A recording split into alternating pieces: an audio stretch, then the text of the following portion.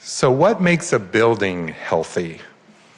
It could be how a building impacts the environment, or how efficiently it consumes natural resources, or how a building affects climate.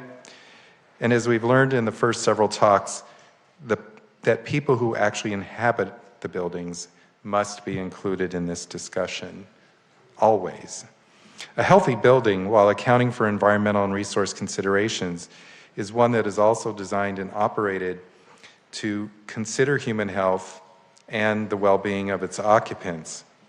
Much attention is focused on green buildings, energy-efficient buildings, zero-carbon buildings, but sometimes during the development process, the most basic choices about what construction method is chosen, which materials are used, does not garner enough attention in the context of healthy living. Our next speaker is going to touch a bit on the choices we make when constructing new buildings and how construction materials actually play a significant role in the resultant quality of our living environments. Gennelle Dedek holds a master's degree in structural engineering from Stanford University and has served as an adjunct professor at SciArc and Cal State LA. She has built a career rooted in cross-disciplinary collaboration and brings a well-rounded perspective shaped by roles on both the design side and the general contractor and subcontractor sides. For the past 2 years, Gennelle has been a project and pre-construction manager at TimberLab, which is a leading mass timber company which has started as a sister company to Swinnerton Buildings.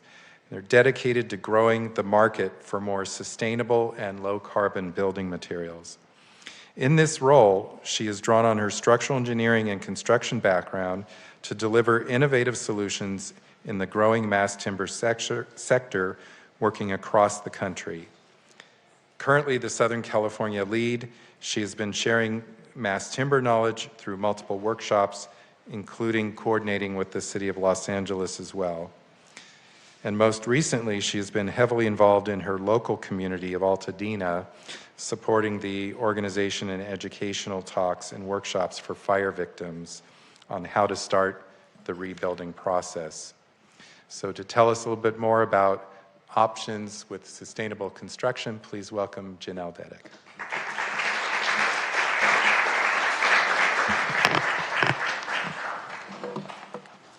Hey, everyone.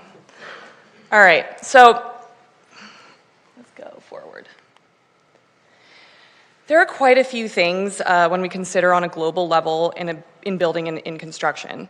Today, I'll touch mainly on sort of the overall construction materials and building systems, but there are so many factors at play, you can kind of see here. From a granular level, picking the right insulation, picking the right roofing material, to even like the bigger concepts that we've been talking about, where the site is placed, the location, etc. So what makes a building healthy isn't just what we see, it's what we intentionally design for from the start. A healthy building balances performance, sustainability, and human well-being, but it also does more. It uses local, non-toxic materials, it prioritizes energy and water efficiency, and it's built to last. At its core, a healthy building supports resilience. Not just for the structure, but for the people who rely on it. As professionals, it's our responsibility to think beyond the blueprint and prioritize choices that create long-term value, both environmentally and socially.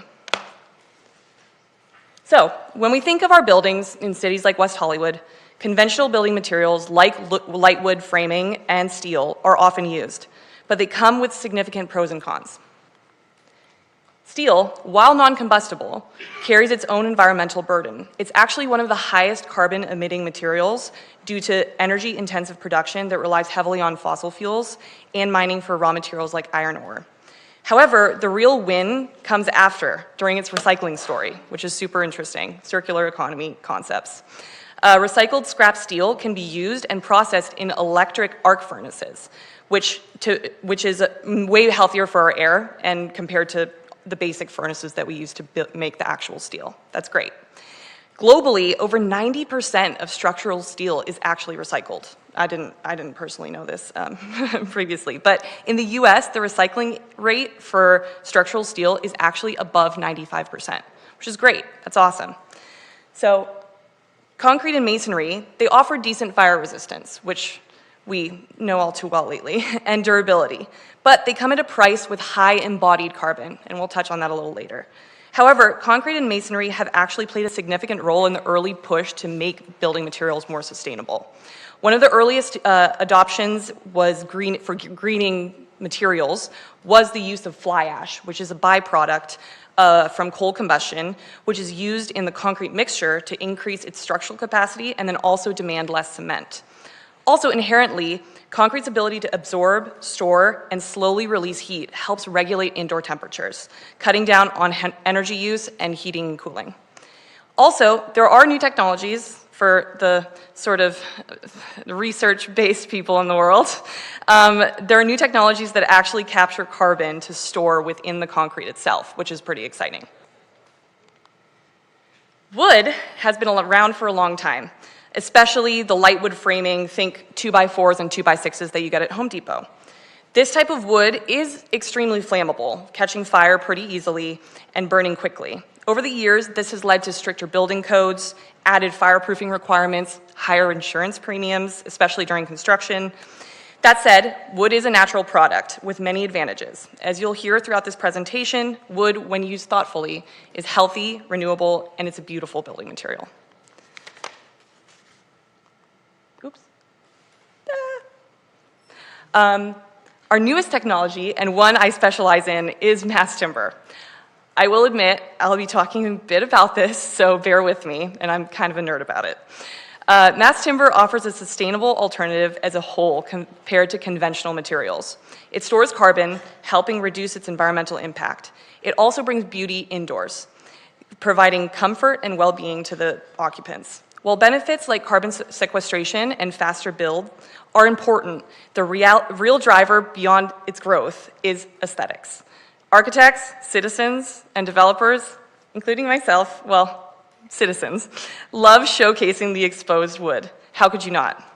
Seismically, mass timber does have some limitations, which is important to note. And there's definitely ongoing research as well, but here's the good news. It plays well with others. So most of the time, what we consider building a mass timber building in California is actually a hybrid structure. So it uses steel, concrete, and other materials to make the whole building. So what exactly is mass timber, though? We don't see a whole lot of it in California, yet I would add. In summary, mass timber is a modern way to build with wood. Hard to believe, right? But what makes it unique is not what the material is, it's how it's used. Instead of traditional 2x4s, think 12 inches on center in a wall, mass timber combines smaller pieces of wood and combines it into larger solid panels and beams. These elements are prefabricated in factories with precise measurements, built-in connections, making them very quick and easy to assemble on site. Kind of think like a giant high-tech puzzle. That means faster construction, less waste, and often fewer workers on site, which is actually a big safety topic, which is awesome. Who knew the future of construction would look like a giant IKEA kit? One of the popular types is cross-laminated timber, or CLT. Some pictures are here on the screens. There's them lifting it into place with a crane. Think of it like plywood on steroids. Layers of wood glued together, sort of perpendicular to each other, stacking on top of each other. Sort of like stacking Lincoln logs. CLT was first developed in Austria way back in the 1990s and spread to Canada in the 2000s, and we finally got it in the US in the 2010s. But it goes back even further. Glulam, or glue laminated timber, was patented in the US long before CLT came along. Think like early 1900s. You can see examples of modern day glulam here, definitely not the 1900s glulam. In the top left, it's actually being manufactured in a facility, so that's how it's sort of pressed together. So it's long 2x4s glued together with these giant steel plates to make a bigger beam. So today, mass timber products like CLT and glulam are being used in everything, from schools, offices, airports, community centers across the country. And as we look for greener ways to build, mass timber is quickly becoming a top choice for the future of construction. So let's talk about fire. Wildfires have become a critical issue for both carbon emissions and public safety across California and the nation. I'm sure us Angelinos are all far too aware about fires in the last few months. They're near and dear to my heart, living basically on the border of Altadena. Agencies across the US and California are supporting the growth of the forest products economy. Historically, it's been sort of, in California, stifled a little bit. By encouraging the use of low-value forest thinning materials. When we remove excess fuels from the forests and turn that material into wood products, we both reduce wildfire risk and also support rural economic development. For reference, California's national forests average 266 trees per acre, but they can sustainably support only 40 to 100 trees per acre. That's like trying to fit way too many trees in a certain area. Not to mention, wildfires in California release about 106 million metric tons of CO2 yearly. That's roughly 1/3 of the state's emissions. It's crazy. By managing our forests more sustainably and putting this material to good use in mass timber, we create safer landscapes and stronger communities while building a more sustainable future. One important topic we have fresh in our minds is fire resilience and what it means to build smarter in fire-prone areas. When we talk about rebuilding after a fire, it starts with materials, because this is our first line of defense. It may not be super relevant in West Hollywood, but we all know someone, I'm sure, that has been affected. You can see how some powerful examples in the photos above. Steel loses strength rapidly, especially under high temperatures, which is why you'll see it coated with cementitious fireproofing spray, or monocoat, in commercial buildings. It's not something you would typically notice, because it's typically hidden behind ceilings and walls, because let's be honest, it's not the prettiest. Concrete, on the other hand, performs exceptionally well in fires. It doesn't burn, it doesn't release toxic fumes, and it holds its structural integrity for much longer. The photo you see here was actually taken by myself after the Altadena fires. It's an example of how concrete, this retaining wall, can really withstand a very high fire event. And then there's mass timber, which always surprises people. The outer char layer, it actually acts as insulation, protecting the structural core underneath, and it doesn't light on fire as you would imagine a 2x4 lighting on fire. When designed properly, it performs incredibly well, and it actually exceeds the fire resistance ratings required by code. So when we talk about fire resilience, we're not just talking about prevention, we're talking about rebuilding smarter, choosing materials that offer both performance and longevity.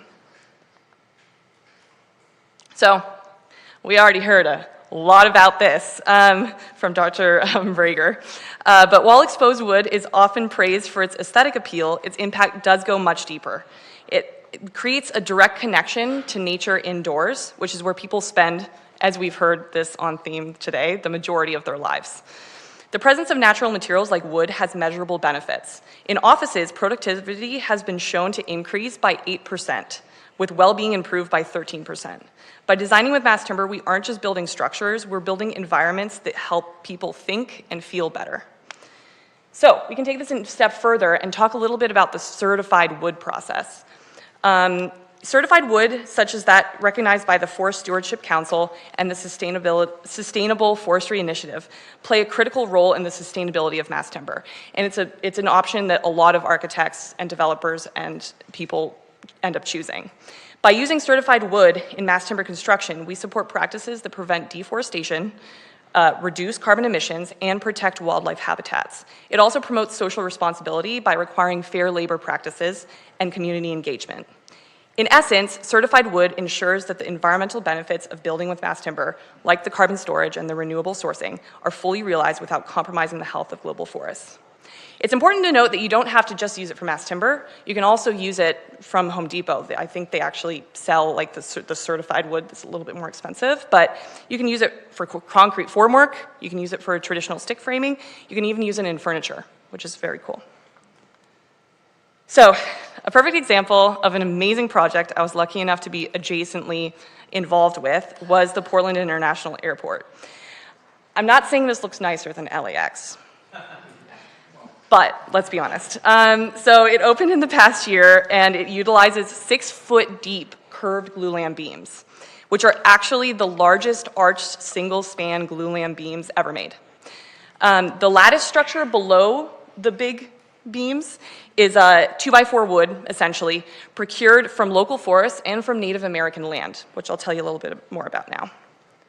So, as you can see, not only was the wood used for this project locally sourced, very close to the Portland area, but it was also supplied by Native American-owned forestry operations, which adds an important layer of social and economic equity to the sustainability story. Something that always comes up, and for the architects in the room, they always ask me, is how we can utilize our forests close to our projects in Southern California.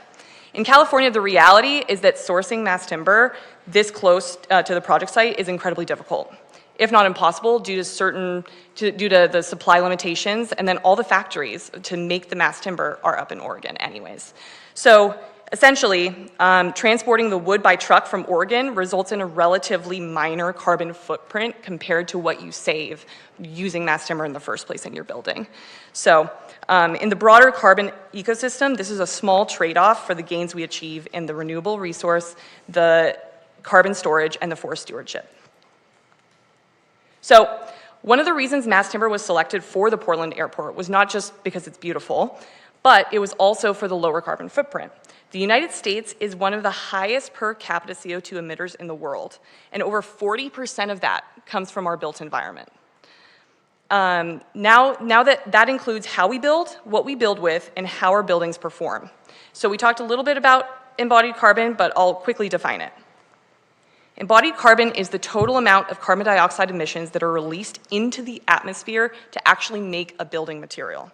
That includes everything from extracting the raw materials, manufacturing it, transporting it, and installing it.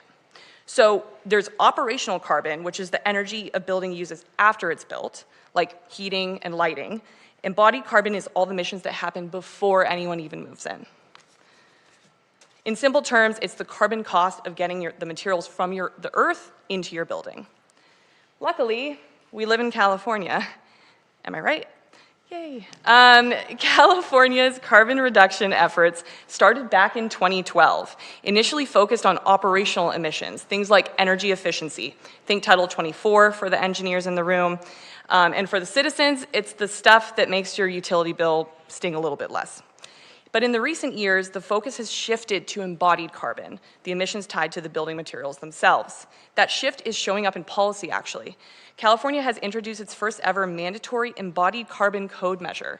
And Assembly Bill 2446 in 2022 sets a goal to cut embodied carbon in new buildings by 40% by 2035.